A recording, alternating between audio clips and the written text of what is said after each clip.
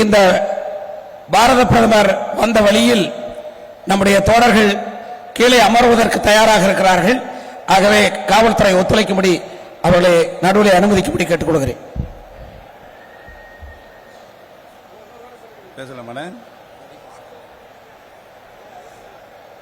ஒரு சிறப்பான நிர்வாகத்தை இந்திய திருநாட்டிற்கு தந்த ஒரே பிரதமர் நம்முடைய மரியாதைக்குரிய திரு நரேந்திர மோடிஜி அவர்கள்தான்.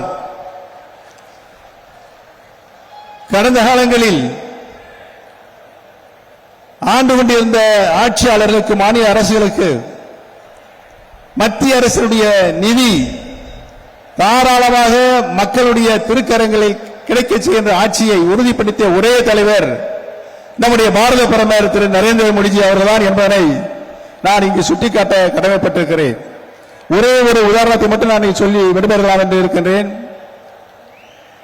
ஒரு மருத்துவக் கல்லூரிக்கு அனுமதி வாங்குவதற்கு மாநிலத்தில் ஆளுகின்ற அரசு எவ்வளவு சிரமப்பட்டுக் கொண்டிருந்தது என்பதனை நாம் அனைவரும் நன்றாகவே அறிவோம்.